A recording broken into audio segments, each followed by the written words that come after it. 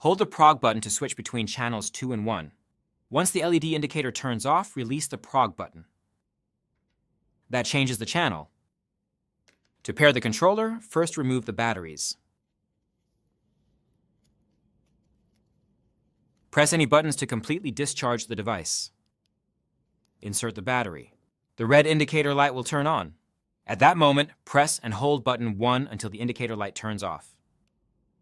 Then press and hold the prog button for more than 3 seconds to enter pairing mode.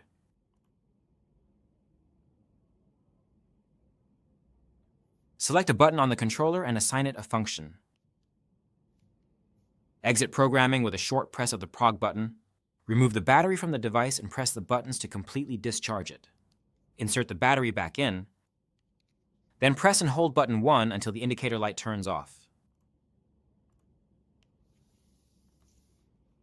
We switch to channel 1.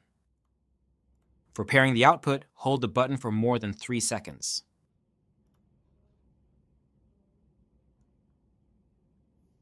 Press the button on the controller to select the function. A short press will exit pairing mode. Remove the battery and press the buttons to discharge.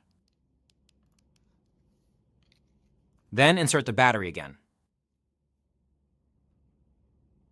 We wait until the LED indicator light turns off.